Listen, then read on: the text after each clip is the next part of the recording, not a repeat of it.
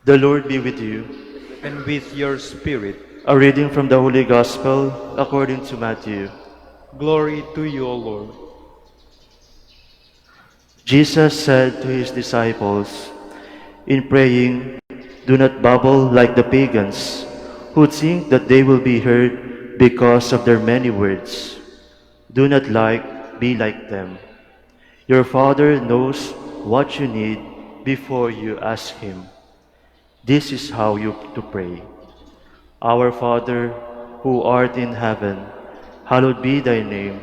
Thy kingdom come, thy will be done, on earth as it is in heaven. Give us this day our daily bread, and forgive us our trespasses, as we forgive those who trespass against us. And lead us not into temptation, but deliver us from evil. If you forgive men their transgressions, your heavenly Father will forgive you. But if you do not forgive men, neither will your Father forgive your transgressions." The Gospel of the Lord. Praise to you, Lord Jesus Christ.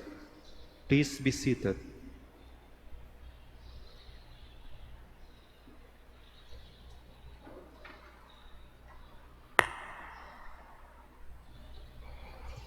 Nagbigay ng babala ang ating Panginoong Hesus sa kanyang mga disipulo.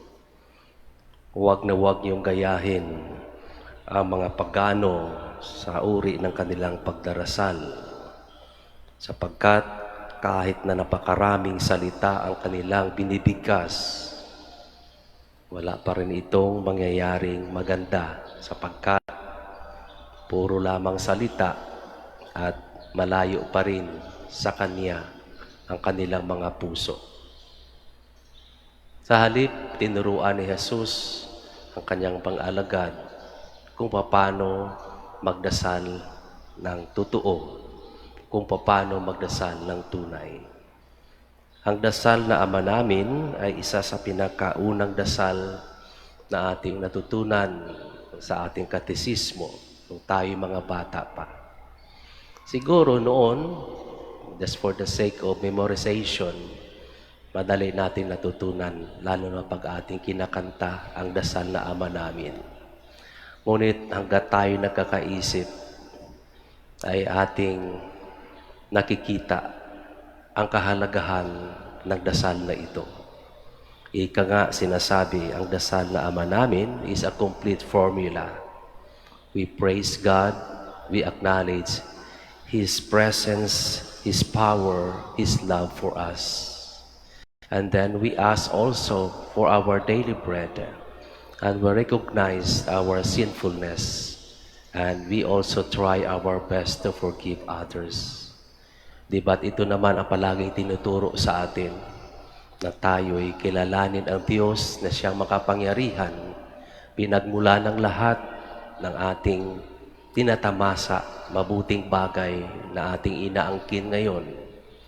Ngunit tayo nagtitiwala na sa araw-araw ay ating makakamtan, ating matatanggap ang ating pangangailangan, at tayo hinahamon na matutong magpatawad, sapagkat ito natin makikita, ito natin maipadama ang tunay na pagmamahal sa ating kapwa.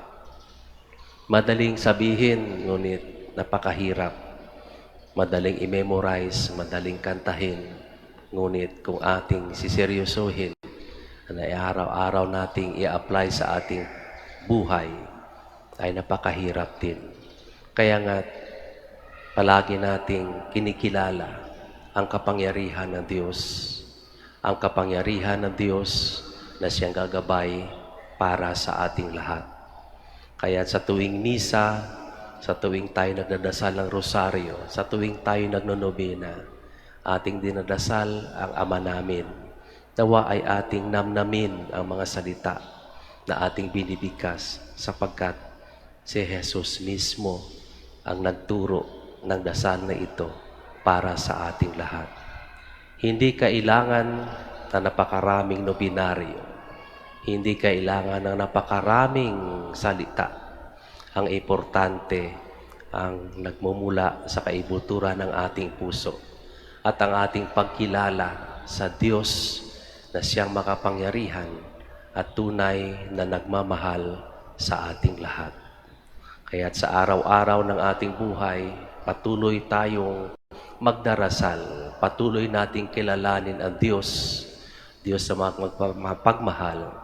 Patuloy tayong hihingi ng ating kailangan sa araw-araw. At sana'y patuloy nating pagsikapan na tayo matutong magpatawad sa iba.